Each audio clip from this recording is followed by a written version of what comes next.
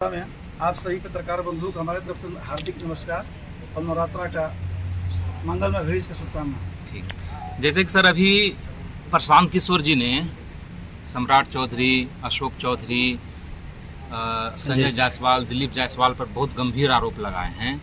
इसके बावजूद लोग सफाई तो मीडिया में आकर दिए नहीं, अब पद पर भी बने रहे, क्या कहिएगा? बिल्कुल गलत है। प्रशांत किशोर जी जिस इश्यू पर हम लोग को आरोपित किए हैं कि किसी भी राज्य की सरकार का उत्तरदायित्व बनती है, जिम्मेवारी बनता है, या तो उसको आकर क्रम बिंदु दर जो सीरियल नंबर से आरोप लगाए हैं उस आरोप को काउंटर करें, सफाई दे। अगर सफाई नहीं देते हैं तो पूरी दाल में काला है, अपराध में उन लोग संलिप्त हैं। उनको पद से तुरंत सारे कामों को छोड़कर अविलंब उनको इस्तीफा देना चाहिए। लोग सत्ता में बैठे हुए हैं, देश का, बिहार का भला कैसे हो? मलाई खाकर लोग परिज्ञ हैं। पूरे बिल्ली के मुंह में पूरे दूध और मलाई लग जाती है, उस घर में बार बार बिल्ली परिकती है। 20 साल से लगातार सरकार सत्ते में है और उनके तमाम इर्द गिर्द रहने वाले मंत्रिमंडल के जो काबीना मंत्री के माननीय महोदय लोग हैं, ये लोग परिज्ञ हैं। छोड़ने में उन लोग को दुख दर्द हो रहा है, उनको तुरंत छोड़ना चाहिए। जो आरोपित हमारे जनसुराज के श्री प्रशांत किशोर नेता लगाए हैं, हमको तो लगता है कि सबसे पहले सम्राट चौधरी को, अशोक चौधरी को, उनको आरोप के खिलाफ में या पक्ष में आकर जिस तरह के आरोप लगाए हैं श्री प्रशांत किशोर जी, क्रमवार उनको जवाब दें या काउंटर करें या इस्तीफा दें। इसमें कोई विकल्प नहीं बचता बिहार सरकार के आज की तारीख में। और इस घटना को सबसे गंभीरता पूर्वक माननीय मुख्यमंत्री श्री नीतीश कुमार जो सुशासन के लिए जाने जाते हैं, उनको इस पर एक्शन लेने की जरूरत है। कल रोहतास जिले में मुख्यमंत्री जी का आगमन होने वाला है, क्या लगता है आपको इस मंच से फिर से वादा करके जाएंगे या फिर कुछ? देखिए, कल का कार्यक्रम उनका एक रूलिंग गवर्नमेंट में, वो गवर्नमेंट है बिहार के, आज भी हमारे बिहार सरकार के मुख्यमंत्री है, बिहार उनके हाथों में है।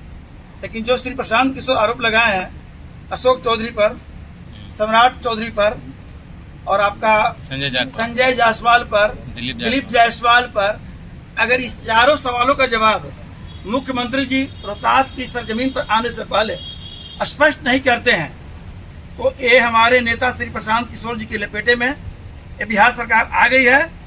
इनको ऐठाने छटपटाने से काम नहीं बचेगा।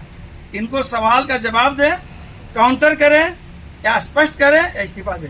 नवीनगर विधानसभा में एक एनटीपीसी है जिसको लेकर लगातार वहाँ के विधायक कहते हैं कि वहाँ हमने रोजगार दिया है, लेकिन स्थानीय लोगों का वहाँ आरोप है कि वहाँ पे स्थानीय लोगों को रोजगार नहीं मिलता, बाहरी लोग हैं। जग जाही है जो आपके पास इनपुट मिली है, वही इनपुट लगभग हजारों लाखों लोग के बीच में, जो नवीनगर विधानसभा में 2 ब्लॉक है, बारून और नवीनगर, जिनके नौजवानों के साथ जो खिलवाड़ किए हैं आज की वर्तमान विधायक, उनको वादा खिलाफी उनके साथ किए हैं, धोखाधड़ी किए हैं।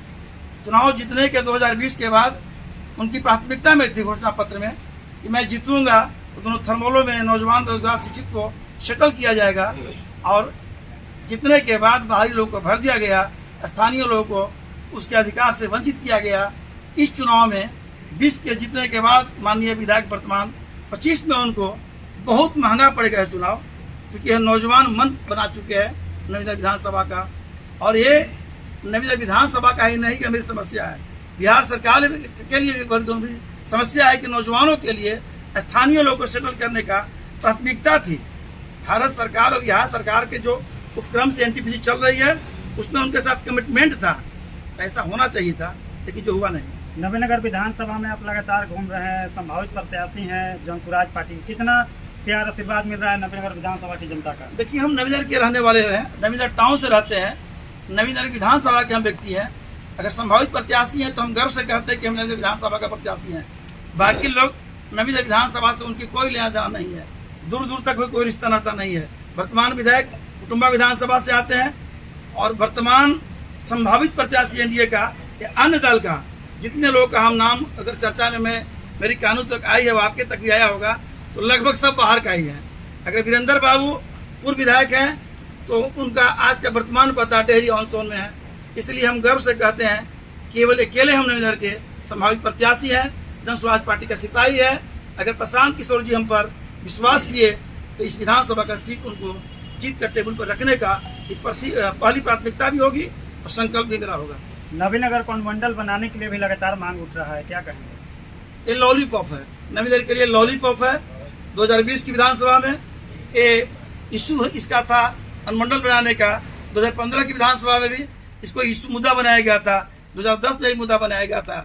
मुझे याद है कि आज के वर्तमान जो बिहार सरकार के मुख्यमंत्री हैं नीतीश कुमार जी अनुग्रह नारायण स्टेडियम में नवीनगर की सरजमीन पर आकर खुद वादा किए थे, वो नहीं अनुमंडल नहीं दे पाए।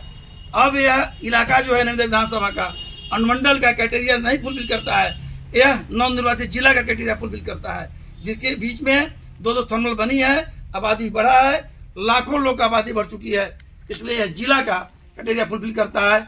आने वाला दिन में जनसुराज की सत्ता बिहार में आया तो नवीनगर जिला बनेगी, मैं ऐसा उम्मीद और आशा करता हूँ। जनसुराज पार्टी की तरफ से अगर इस बार आपको मौका दिया गया तो नवीनगर विधानसभा के लिए क्या कुछ खास करना चाहेंगे आप? बहुत चैलेंज है, चैलेंज जो सार्वजनिक रूप में है, ना आपसे छिपी है ना हमसे छिपे हैं। आप मीडिया बंधु हैं, देश के चौथा स्तंभ है, आप वर्तमान और भविष्य इस देश का भी है, राज्य का भी है।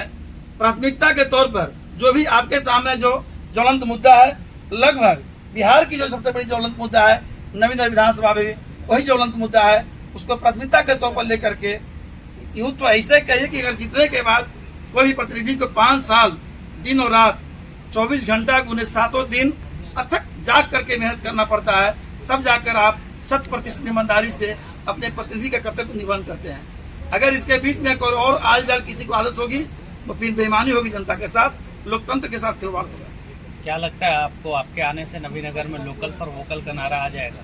हम नवीनगर के हैं ही भाई मेरे, इसलिए आने के बाद नहीं, हम नवीनगर के हैं और नवीनगर के तमाम लोग से डील करते हैं। इतिहास देखा गया है कि अक्सर बाहर के लोग ही वहाँ विधायक। जी हाँ, 1952 में हमारे अनुग्रह बाबू हुए थे और अधिकांश लोग हुए हैं, लेकिन इस बार मेरी इस तरह का सपना है कि नवीनगर की धरती से असली लोकतंत्र का स्थापना किया जाए और नवीनगर के बेटे को, नवीनगर के विधायक का कार्यभार उनके कंधों पर ईमानदारी पूर्वक 5 साल दिन रात चलाने के लिए कोई अच्छे लोग को दिया जाए। अब ईश्वर के हाथ में है इस चुनाव को कौन जीतता है, जीतने के बाद कोई भी जीतेगा उसके साथ बहुत बड़ी चैलेंज है। अभी एक के तेजस्वी यादव का वीडियो वायरल हो रहा था, जो बस पर चढ़ करके वहां से पेन बांट रहे थे, फेंक करके बांट रहे थे, इस पर क्या कुछ? काफी विद्वान लोग हैं, इन लोग बड़े बड़े विद्वानों के बारे में मुझे नहीं कहना है, लेकिन हम लोग यही बचपन से जानते हैं कि माँ सरस्वती के हम लोग उपासक हैं, आप लोग भी उपासक हैं, आपसे बड़ा कोई उपासक नहीं होता है, मीडिया भाई सबसे बड़ा उपासक है, और ऐसे हम लोग कहें तो हम लोग सरस्वती पुत्र भी हम लोग हैं। तो ये तो बहुत बड़ी अपमान हुआ। सबसे पहले सरस्वती माँ की पूजा जो महाउत्सव होती है साल में एक बार, नया डायरी नए कलम लेकर पूजा किया जाता है, लेकिन ये दुर्भाग्य की बात है कि इस बिहार के 2-2 बार लगभग छोटा छोटा पीरियड में रहे हुए उप मुख्यमंत्री द्वारा कलमों को फेंक कर बांटने का जो एक नया प्रक्रिया संस्कार आई है, ये दुर्भाग्य हम लोग के लिए है। ये नौजवान समझ रहा है, ऐसा नहीं होनी चाहिए।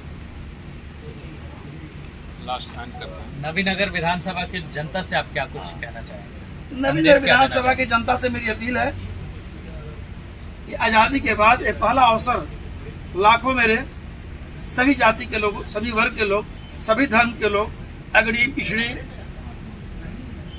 दलित, महादलित, अनुसूचित जाति, जनजाति, सवर्ण, अल्पसंख्यक, ये पहला मौका आ रहा है। जो कोई व्यक्ति आज तक जब आपसे हमारी बात हो रही है तो एक प्रत्याशी नवीनगर की धरती का पैदा लिया और बेटा इसमें दमखम से आया है, अगर यह टिकट जनसुराज हमारे पक्ष में देने का कृपा प्रदान करेंगे हमारे श्री प्रशांत किशोर जी, तो नवीनगर के तमाम लोगों से मेरी अपील है इस बार के चुनाव में अपने घर के बेटे में पक्ष में अपना आशीर्वाद देकर लोकतंत्र के माध्यम से जो जिताने का काम करेंगे। और जब यह व्यक्ति जीतेगा, इस 5 वर्षों के अंदर जिस तरह सपना प्रशांत किशोर हमारे नेता हैं बिहार बदलने का है, ठीक उसी तरह का सपना इस विधानसभा को बदलने का मेरा भी है, बस छोटा और बड़ा इकाई में अलग अलग है।